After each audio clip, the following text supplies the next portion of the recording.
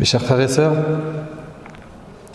aujourd'hui notre thème avec l'aide d'Allah Azza wa Jal est la motivation dans la demande de science. Chaque musulman, chaque musulmane se doit d'apprendre la religion.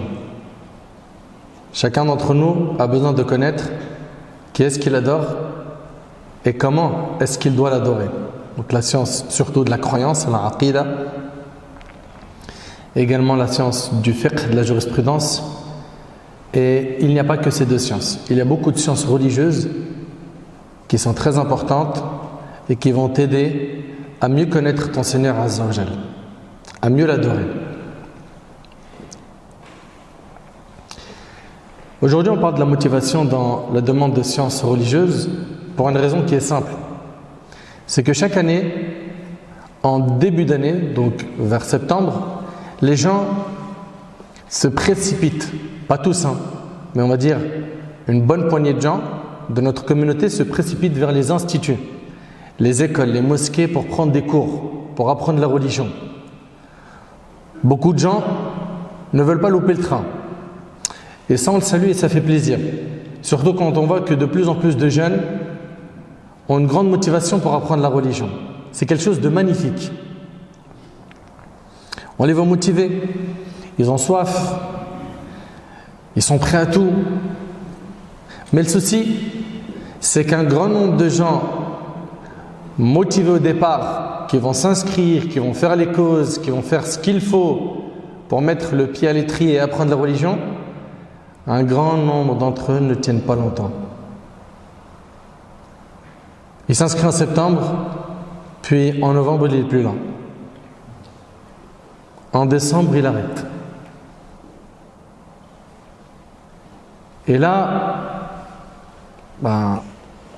faut qu'on se pose les bonnes questions. Pourquoi est-ce qu'on arrête? Pour quelle raison? Pourquoi est-ce que notre motivation dans l'apprentissage de la religion, elle ne nous pousse pas à apprendre tant qu'il nous reste encore un souffle de vie? Parce que c'est ça en réalité.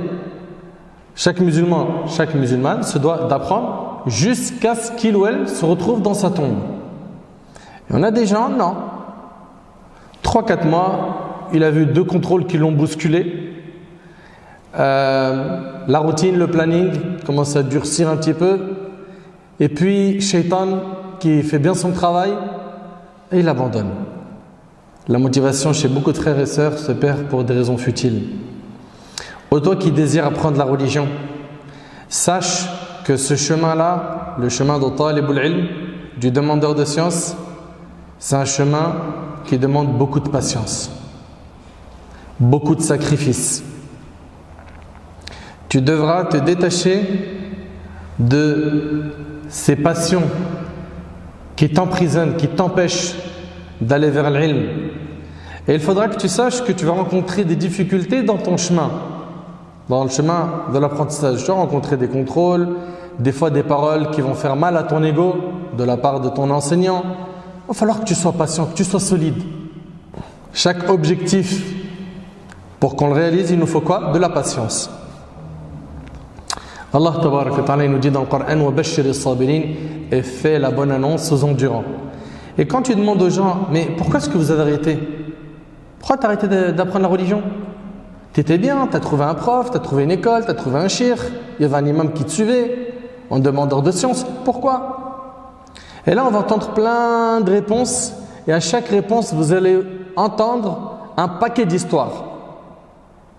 D'histoires de qui? De nos ancêtres, rahimahumullah, les plus prédécesseurs. Pour que l'on voit que finalement, ces freins que les gens ont, ce ne sont pas des freins. Ce sont des faux prétextes. Certains vont dire, moi c'est la pauvreté, j'ai pas les moyens pour étudier. Moi j'aimerais voyager, rencontrer des savants. J'ai pas d'argent. Je peux pas faire ça. Un autre va dire, moi j'ai pas l'argent pour acheter les livres. Et il faut savoir que il y a énormément de savants parmi nos ancêtres qui étaient pauvres, et la pauvreté, elle les a pas empêchés d'étudier. Ce qui manque en fait à ses frères et sœurs, vous savez c'est quoi? C'est une grande motivation. Vous avez vu à quel point quand on est motivé pour quelque chose de la vie d'ici-bas, on fait tout pour l'avoir. Un tel jeune, il va acheter un vélo ou un scooter, ou le dernier smartphone. Il ne s'essouffle plus dans sa course. Pourquoi? Pour avoir tel ou tel produit, telle ou telle chose de la vie d'ici-bas. Sachez que beaucoup de nos savants étaient pauvres. Et la pauvreté ne les a pas empêchés d'apprendre la religion. On est parti pour les histoires. L'imam Malik, rahimahullah, est-ce que ce nom vous parle? Oui ou non? Vous connaissez l'imam Malik? Qui le connaît? C'était le plus grand savant de Médine. Rahimahullah. D'ailleurs, pour information, l'imam al-Bukhari, on parle de lui, c'est un grand savant, n'est-ce pas? Les professeurs de l'imam al-Bukhari, c'était des élèves de l'imam Malik. C'est pour que vous puissiez comprendre que l'imam Malik, c'est pas n'importe qui, rahimahullah. Il a pris la science de Nafi', de Zuhri, des gens, c'est des grands savants parmi les tabi'in, les successeurs. Nafi', c'était l'esclave d'Abdullah ibn Omar. Abdullah ibn Omar, c'est le compagnon le plus attaché à la sunna du prophète sallallahu alayhi wa sallam. Vous imaginez? L'imam Malik, rahimahullah, parlons de lui. Ibn al-Qasim, c'est un de ses plus grands élèves. Il rapporte que la pauvreté a touché l'imam Malik. Il n'avait tellement pas d'argent pour demander la science, vous savez ce qu'il a fini par faire? Il a vendu les planches, écoutez bien, de bois qui constituaient le toit de sa maison. On peut s'arrêter, on réfléchit un petit peu, on médite. L'imam Malik, plus grand savant de Médine, il dort avec une maison sans toit. Il a vendu les planches de bois. Pourquoi? Pour apprendre la religion. Non mais quand on écoute ça et on voit de l'autre côté que certains de nos parents ils nous poussent, ils nous payent des cursus scolaires dans des écoles musulmanes sérieuses, dans des madrasas, et que nous on ne fait même pas l'effort, le nécessaire pour apprendre la religion, il faut se poser des questions. Il y a un réel problème. Eux ils ont sacrifié leur vie pour la science. Allahu Akbar. Yahya ibn Ma'in, rahimahullah, l'un des grands savants dans la science du hadith. Son père lui avait laissé comme héritage, comme il est rapporté dans les livres de biographie, alf dirham. Alf, ça veut dire 1000 fois 1000. Ça donne combien? Il y en a, il a dit 2000. 1000 fois 1000, ça fait 2000. 1000 fois 1000, ça fait 5000. Mais, ouais. 1 million, barakallahu fik. Oh, heureusement. Bon, ça va. On a au moins un frère, il est parti à l'école. Alors, vous imaginez un peu? Son père, il lui laisse 1 million de dirhams. Cet homme, il est extraordinaire. Il a dépensé son héritage dans la demande de science au point où il marchait pieds nus, car il n'avait plus d'argent pour acheter des chaussures. Subhanallah. Il a tout dépensé pour l'ilm. Ibrahim al-Harbi, il vécut dans la pauvreté totale et il n'a jamais tendu sa main. Et ça, c'était quelque chose qui était un trait de caractère chez nos ancêtres. Ils ne tendaient pas la main. Il n'y avait pas de mendicité dans leur vie. Ils se débrouillaient seuls. Cet homme a tout sacrifié pour la science au point où sa femme lui a dit « Nos enfants meurent de faim. Que vais-je leur donner à manger ?» Il arrivait que ses enfants restent 2 jours sans manger car cet homme, il avait tout sacrifié pour l'ilm, la science. Sa femme lui demanda « Dois-je leur donner à manger tes livres et tes feuilles ?» Il répondit « Patiente, Allah va nous apporter sa délivrance. » Le soir même, une personne frappa à la porte. Il ouvre la porte et s'aperçoit que c'est un homme qui avait une monture et que sur cette monture, il avait tout type de vêtements, de nourriture, de richesse. Cet homme lui dit « L'émir m'a envoyé vers toi et il m'a dit envoie toutes ces choses à cet homme pieux afin qu'il puisse continuer à demander la science. » Ibrahim al-Harbi regarda sa femme et dit tu vois, je t'avais dit qu'Allah allait nous secourir. Subhanallah. L'imam Ahmad rahimahullah. Qui connaît l'imam Ahmad? Levez la main. Ok. Il a étudié chez qui? Un professeur très connu parmi les 4 écoles. Je vous ai donné un indice. Oui. L'imam Shafi'i, barakallahu fik. Très bien. L'imam Ahmad rahimahullah, il a étudié chez l'imam Shafi'i. D'accord? L'imam Ahmad rahimahullah, lorsqu'il était en Irak, à Koufa, pour demander la science, il n'avait pas les moyens d'acheter un coussin pour dormir dessus. Il rapporte qu'il dormait sur une pierre et dans une version, une brique. C'est quoi son coussin? Une pierre, dans une version, c'est une brique. Allahu Akbar. Vous savez combien il connaissait de hadith, l'imam Ahmad? Il en connaissait 1 million. L'imam Ahmad, il connaissait 1 million de hadiths. Rahimahullah. Cet homme-là n'avait pas les moyens d'acheter un coussin. Il a tout sacrifié pour la science. Et j'aimerais que l'on enracine dans nos cœurs, que la pauvreté n'est pas un obstacle pour apprendre la religion. Allah tabaraka wa ta'ala t'accordera bi'idhnillah la science, même si tu es quelqu'un qui n'a pas forcément les moyens. Si tu es motivé, tu crains Allah, Allah ta'ala il va te faciliter une issue favorable. Et je m'adresse à toutes les personnes qui vont par la suite visionner cette vidéo, que ce soit des parents, pères, mères ou des jeunes. Boostez-vous s'il vous plaît. Boostez-vous pour apprendre la religion. Soyez toujours motivés, ne baissez pas les bras. Et que cette dunya ne vous ronge pas. Selon Anas radiyallahu anhu, le prophète alayhi salatu wassalam a dit 2 catégories de soucieux ne seront jamais rassasiés. Un soucieux de science et un soucieux de la vie d'ici-bas rapporté par l'imam al-Hakim. Tu fais partie de quel type de soucieux? Donc on se motive. Ok? Et pour cela, je vous ai dit, je le répète, il nous faut des histoires motivantes. Commençons par notre prophète Moussa alayhi salam. Vous connaissez le prophète Moussa alayhi salam? Citez-moi un parmi les miracles qu'il a connus. Ouais. La mer qui s'est séparée en plusieurs chemins quand il y avait Pharaon derrière lui. Très bien. Moussa alayhi salam, il a suivi Al-Khidr. C'était un prophète. C'est l'opinion, en tout cas que je partage parce qu'il y a divergence sur le sujet.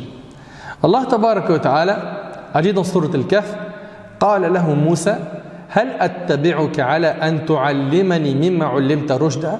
Moussa alayhi salam a dit à Al-Khidr, puis-je te suivre à condition que tu m'apprennes de ce qu'on t'a appris concernant une bonne direction? Lorsque Moussa alayhi salam a entendu parler d'Al-Khidr et comme quoi il avait de la science à transmettre, il n'a pas hésité. Il est parti le rencontrer directement afin d'apprendre la science que Al-Khidr connaissait. Moussa alayhi salam était motivé.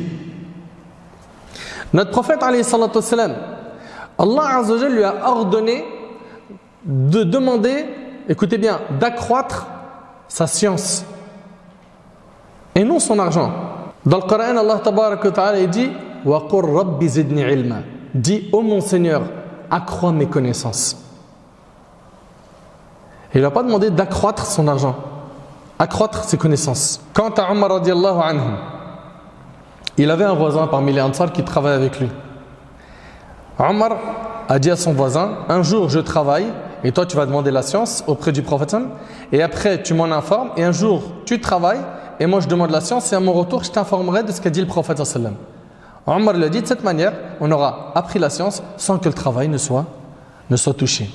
Abdullah ibn Abbas, oh là là là là, un vrai exemple, un modèle pour nos jeunes. Radiallahu anhuma. Un océan de savoir. Le prophète avait fait à Abdullah ibn Abbas une invocation particulière en disant Allahumma, écoutez bien, Allahumma, j'ai entendu, faqihu fi din wa allimhu ta'wil. Oh Allah, accorde-lui la compréhension de la religion et la science de l'interprétation. Ça c'est la dua du prophète pour qui? Abdullah ibn Abbas. Mais vous imaginez un peu. Et ce compagnon fit partie des plus savants de son époque. Ibn Abbas, après la mort du prophète, dit à un de ses voisins parmi les Ansar. Les Ansar, c'est les musulmans de Médine. Regardez ce que Ibn Abbas il dit à un de ses voisins. Écoutez bien, s'il vous plaît. Il lui dit, viens, on va demander la science auprès des compagnons du prophète, car aujourd'hui, ils sont nombreux. Et demain, ils ne le seront peut-être pas. N'est-ce pas? Demain, ils vont mourir. Ils ne seront plus de ce monde. Le voisin refusa de demander la science. Quant à Ibn Abbas, Il a dit, j'ai demandé la science auprès de tous ceux qui étaient encore en vie. J'ai pris la science de Zayd ibn Thabit et d'un tel et un tel. Et il continua ainsi jusqu'à ce qu'un grand nombre de compagnons décèdent. Il était très motivé. Le voisin d'Ibn Abbas radhiyallahu anhu m'a dit, j'ai vu Ibn Abbas devenir une source de science après la mort des compagnons au point où les gens venaient de partout le questionner. Et à ce moment-là, je me suis dit, Ibn Abbas a été plus sage que moi. Si seulement j'avais fait comme lui. Si seulement j'avais fait comme lui. Mu'adh ibn Jabal radhiyallahu anhu était le plus savant des compagnons en matière de halal et de haram. Vous savez à quel âge il est mort? À 33 ans, il était jeune. Abu Hurayra radhiyallahu anhu. Alors lui, subhanallah, il est vraiment exceptionnel. Ce compagnon, il s'est converti à l'islam 4 ans avant la mort du prophète sallallahu alayhi wa sallam. Vous méditez un peu? 4 ans avant la mort du prophète sallallahu alayhi wa sallam. Ça veut dire quoi? La révélation, le prophète il l'a connu pendant combien d'années? Allô? 13 ans à Mecca, 10 ans à Médine, n'est-ce pas? 23 ans. Lui, il a connu le prophète que 4 ans avant sa mort. Ça veut dire, il avait des trains de retard comparé à d'autres compagnons qui étaient parmi les premiers à se convertir à l'islam. Oui ou non? Très bien. Eh bien qu'il ait eu beaucoup de retard, il a été le plus savant des compagnons en matière de hadith. Personne ne connaissait autant de hadith. Hadith, c'est les paroles du prophète sallam. Personne ne connaissait autant de hadith que lui. Pas même Aïcha, l'épouse du prophète alayhi salatu wassalam. Subhanallah. Les grands compagnons, tels que Abdullah ibn Omar, lui, il a rapporté 2630 hadiths. Vous suivez? Ibn Abbas, 1660. Jabir ibn Abdullah, 1540. Anas ibn Malik, vous connaissez le compagnon Anas, radhiyallahu anhu, 2286 hadiths. Aïcha, radhiyallahu anha, la femme du prophète, 2210. Donc là, pour l'instant, le maximum qu'on a, c'est quoi? Ibn Omar, 2600. D'accord? Abu Sa'id al-Khudri, 1170 hadiths. Et Abu Hurayra, en seulement 4 ans, il en connaissait 5374. Et ici, c'est un message à tous ceux qui, parmi nous, se disent, ah mais moi, t'as vu, j'ai envie de commencer et tout, d'apprendre la religion, mais je sais pas par où commencer. Puis je vois les gens, ils sont trop loin devant moi. Je vois les gens devant moi, ils sont trop loin devant. Je sais pas si je vais réussir à comprendre comme eux, à apprendre comme eux. Avance, sois sincère, sois motivé, sois constant, demande à Allah. Et garde en tête qu'Allah tabaraka wa ta'ala peut t'accorder beaucoup de ilm. Subhanallah. Jabir ibn Abdullah radhiyallahu anhu, ce compagnon. Jabir ibn Abdullah radhiyallahu anhu, il a rapporté 1540 hadiths. Il vivait à Médine et il se rend fi Sham afin d'apprendre de Abdullah ibn Unais un seul hadith. Pas une centaine de hadiths, mais un seul. Il a entendu qu'Abdullah ibn Unais avait entendu un hadith du prophète qu'il ne connaissait pas. Alors il a pris son chameau, sa monture, et il voyagea pendant longtemps pour un hadith. Une fois arrivé à destination, il prit le hadith qu'il voulait et s'en alla. Parmi les compagnons, on a aussi Abu Ayyub al-Ansari, radhiyallahu anhu. Il était très motivé dans la demande de sciences religieuses. Il se rend en Égypte pour rencontrer Uqba ibn Amir, car il avait entendu que ce dernier connaissait un hadith qu'il ne connaissait pas. En écoutant tout cela, franchement, on ne peut que s'attrister sur notre situation, car pour beaucoup de gens parmi nous, on a à la maison Sahih al-Bukhari, Sahih Muslim, Tafsir ibn Kathir, Riyad al-Salihin, d'autres livres, et on lit très peu de ce que l'on a comme livre de religion à la maison. On lit très peu. Quand on a un smartphone, il y a de la glu entre notre doigt et le smartphone. Quand on a un ordi, ou une télé, ou une console, on ne s'en passe plus. Et les livres de religion, et l'apprentissage de l'islam. Et après, on s'étonne que beaucoup de gens ont une grande perte de valeur et de modèle. Ils n'apprennent plus l'islam. Le premier prétexte, celui de dire « Moi, j'ai pas d'argent », regarde. Ces exemples qu'on vient d'évoquer, ils étaient pauvres, ça les a empêchés d'apprendre. Deuxième prétexte que les gens ont pour ne pas demander la science religieuse, c'est « j'ai pas le temps ». L'imam al-Nawawi, rahimahullah, vous connaissez l'imam al-Nawawi? Normalement, quasiment tout le monde a chez lui Riyad al-Salihin. Il a été compilé par l'imam al-Nawawi. Beaucoup de musulmans connaissent Al-Arba'in al-Nawawiyya, les 40 hadiths de Nawawi, n'est-ce pas? L'imam al-Nawawi, cet homme qui a écrit le Majmou', qui, subhanallah, c'est des volumes et des volumes qu'il a écrits dans sa vie. Il est mort à l'âge de 45 ans. Il était très motivé. Apprendre, écrire, il était motivé. Ibn al-Qayyim, rahimahullah, en parlant de son professeur Ibn Taymiyyah, il dit: Ibn Taymiyyah écrivait en une seule nuit ce que les copistes écrivaient en une semaine entière. Al-Bazar, rahimahullah, dit au sujet d'Ibn Taymiyyah: c'est comme si la science était mélangée à son sang et à son corps. La science n'était pas un slogan pour lui, mais une chose intime. Subhanallah. Quant à l'imam al-Bukhari, il y avait deux personnes avec lui qui demandaient la science. Et un jour, Inch'Allah, on traitera de la biographie de l'imam al-Bukhari. C'est vraiment quelqu'un d'exceptionnel. Les deux personnes à côté de l'imam al-Bukhari, ils écrivaient tout ce qu'ils entendaient de leur cheikh. Et l'imam al-Bukhari, il n'écrivait pas. Les deux hommes dirent à l'imam al-Bukhari: tu as perdu ton temps, tu n'écris rien. On a écrit jusqu'à maintenant 15 000 hadiths et toi, tu n'as rien écrit. Il leur dit: je n'ai pas perdu de temps. J'ai appris les 15 000 hadiths. Allahu Akbar. Combien? 15 000. Subhanallah. Et il leur a récité tous les hadiths avec leur chaîne de transmission. Sahih al-Bukhari, c'est le livre le plus authentique après le Coran. L'imam Abul Wafa al-Hanbali, il disait: pour moi, il est interdit de perdre un instant de ma vie. Et quand j'arrive à un stade où je suis en train de lire et écrire et que je n'y arrive plus et que je suis épuisé, je me repose tout en réfléchissant sur ce que je vais écrire par la suite. C'est-à-dire, même quand il se repose, il réfléchit: je vais écrire quoi après? Sa réflexion ne se reposait pas. Il ne perdait pas une seconde. Toi aussi, ne perds pas une seconde. Lis, pense, cherche, écris. Cet homme, quand il mangeait, il disait à sa femme: quand tu ramènes le repas, la soupe, le pain, mélange le pain à cette soupe et amène-le-moi. Elle lui a demandé: mais pourquoi ne prends-tu pas le pain seul et la soupe seule?